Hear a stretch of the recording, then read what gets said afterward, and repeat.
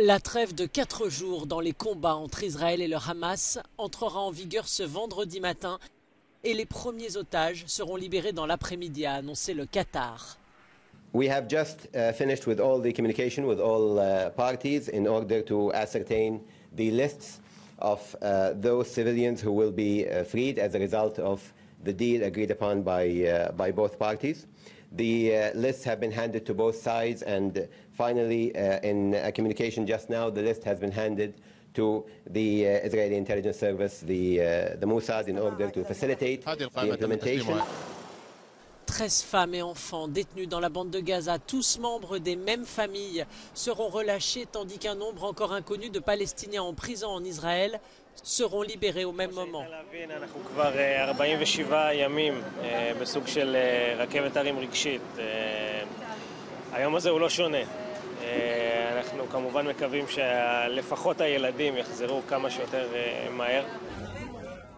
Un certain nombre de civils seront libérés chaque jour pour atteindre, comme prévu, un total de 50 Israéliens à la fin des 4 jours.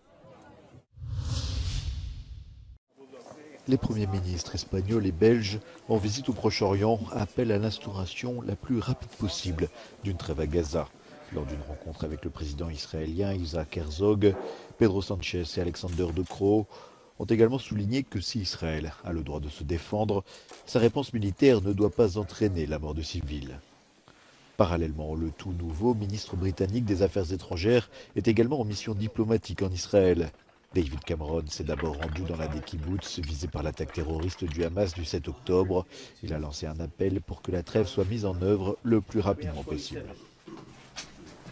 Today is also a day where we hope to see this humanitarian pause.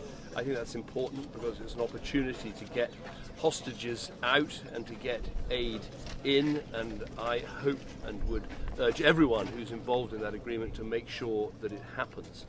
Avant de se rendre en Israël, David Cameron s'était entretenu mercredi à Londres avec plusieurs dirigeants de pays arabes.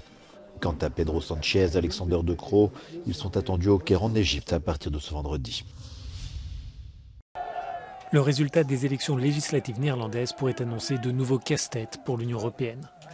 La formation d'extrême droite, le PVV, le Parti pour la liberté, est arrivée en tête avec 37 sièges, insuffisant pour obtenir une majorité absolue, mais suffisant pour permettre à son dirigeant, Geert Wilders, de diriger une éventuelle coalition gouvernementale. L'une des propositions fortes du dirigeant populiste est la tenue d'un référendum sur une sortie des Pays-Bas de l'Union européenne. Mais pour le moment, la Commission européenne refuse de dramatiser. Elections take place at regular intervals in the member states, and this does not per se put in doubt in any way the membership of any country to the European Union. We continue to count on the Netherlands' strong participation in the European Union. Si une sortie des Pays-Bas de l'Union européenne semble peu probable, l'arrivée de Geert Wilders au pouvoir pourrait provoquer des difficultés dans 3 dossiers majeurs au niveau européen, la politique migratoire, l'aide militaire à l'Ukraine et le budget commun. The Dutch government cannot make an U-turn on Ukraine, but still there will be some difficulties there reaching consensus. I think we could see with Wilders in power a much more critical position of the Dutch government when it comes to the budget of the European Union, the multi-annual financial framework, which will have to be soon enough negotiated. And you know, even with, let's say, more pro-European governments in the Netherlands, we have seen the Dutch being quite critical and pushing for not increasing the EU budget. Now, with this new government, it can be even more so the case. Toutefois, le PVV ne peut pas diriger seul le pays. Geert Wilders va devoir entamer des négociations qui pourraient prendre beaucoup de temps en vue de former une coalition. À titre d'exemple, il a fallu 10 mois de discussion pour établir le gouvernement précédent. And the big question is whether the Dutch will be able to put together a government before or after the next European elections. I think that's going to be very important for Europe, especially, because the question is who is going to be representing the Netherlands next June, July, when the new European Commission is going to be set up. The priorities of the new political cycle in Europe are going to be negotiated. Selon l'analyste, l'issue des élections législatives néerlandaises n'est pas le signe annonciateur d'une vague d'extrême droite en Europe. Il souligne que chaque scrutin dans les États membres dépend de cycles politiques sur la scène nationale.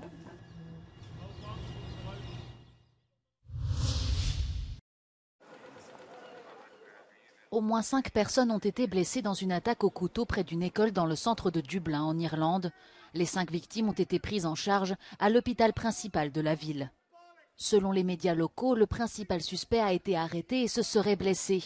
Il aurait tenté de s'en prendre à plusieurs jeunes dont des enfants, mais son mobile n'est pas encore établi. La ministre de la Justice irlandaise a qualifié cette attaque de choquante et se dit convaincue que le responsable sera traduit en justice.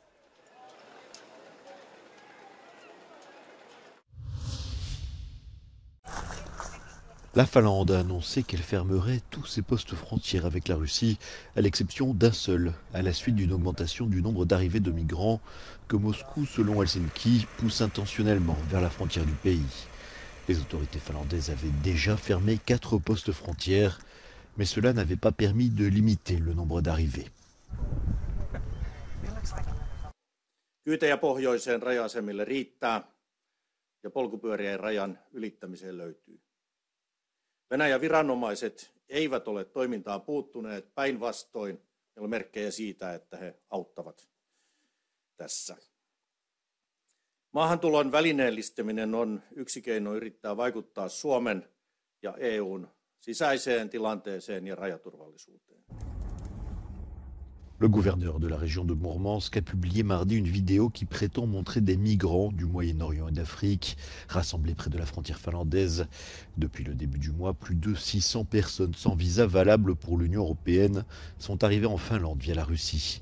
Helsinki accuse Moscou d'instrumentaliser les migrants en représailles à sa récente entrée dans l'OTAN. Moscou nie ces accusations.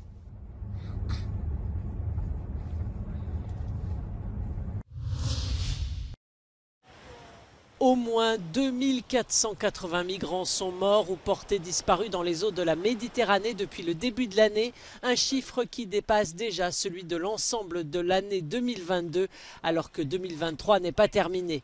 L'Organisation internationale pour les migrations de l'ONU constate que 2023 est l'année la plus meurtrière dans la mer Méditerranée depuis 5 ans. 2016 avait été la plus dramatique, avec plus de 5000 victimes. Le nombre de morts dans les Amériques est estimé, lui, à 1078 depuis le début de l'année. La frontière entre le Mexique et les États-Unis est le théâtre d'une grave crise des droits de l'homme. Les principales causes de décès dans cette zone sont la noyade dans le Rio Grande, le Rio Bravo et les canaux environnants, sans compter les décès causés par les conditions environnementales difficiles et le manque d'abri, de nourriture et d'eau.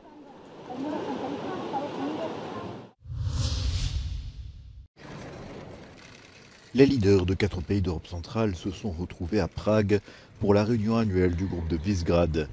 L'objectif, trouver un terrain d'entente sur l'Ukraine.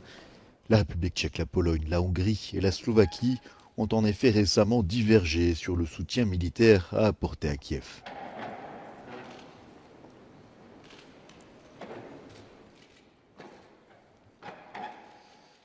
Ruská agrese dopadá na nás všechny. Podpora Ukrajiny je proto zásadní pro naši bezpečnost. Zároveň je také krokem přirozeně lidským. Rusko musí za ztracené lidské životy a škody napáchané na Ukrajině nést odpovědnost. Musíme proto odhodlaně pokračovat ve všestranné podpoře Ukrajiny a jejich občanů. Je to v našem zájmu. La République tchèque et la Pologne ont soutenu l'Ukraine depuis février 2022. Mais les relations de Varsovie avec Kiev se sont envenimées ces derniers mois en raison de l'entrée de céréales ukrainiennes sur le marché polonais. Côté hongrois, le Premier ministre Viktor Orban a toujours refusé de fournir des armes à l'Ukraine et a même menacé d'opposer son veto au programme d'aide financière de l'UE.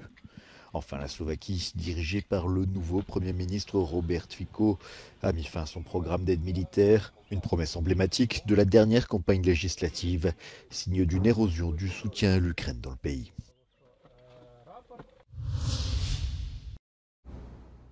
Pour la Corée du Sud, il n'y a pas de doute. C'est l'appui de la Russie qui a probablement permis à la Corée du Nord de mettre en orbite son premier satellite espion. Ce lancement, en violation des résolutions de l'ONU, tend un peu plus les relations entre les deux Corées. Séoul a d'ailleurs partiellement suspendu un accord militaire avec sa voisine. Le président russe Vladimir Poutine avait promis de soutenir le programme de satellite de Pyongyang. Washington, Séoul et Tokyo estiment que c'est en échange d'une aide militaire nord-coréenne contre l'Ukraine. Lee Young-so, 95 ans, a levé les bras au ciel en signe de joie à sa sortie du tribunal. Cette Sud-Coréenne fait partie des quelques 200 000 femmes de plusieurs pays d'Asie à avoir été esclaves sexuelles au Japon pendant la Seconde Guerre mondiale. Un tribunal sud-coréen a ordonné au Japon d'indemniser 16 femmes réduites à l'esclavage sexuel dans des maisons de prostitution de l'armée japonaise. La question pèse sur les relations entre Séoul et Tokyo, qui a colonisé la péninsule coréenne entre 1910 et 1945. La lumière de l'espoir au bout du tunnel. En Inde, les sauveteurs et les proches des ouvriers piégés espèrent une issue heureuse dans les prochaines heures. Il reste une dizaine de mètres à creuser pour délivrer les 41 travailleurs qui sont coincés depuis près de 2 semaines dans ce tunnel routier en construction qui s'est effondré dans le nord du pays. Un contact visuel a été établi pour la première fois mardi grâce à une caméra envoyée à travers le tuyau par lequel de l'air, de la nourriture et de l'eau sont régulièrement acheminés aux ouvriers épuisés.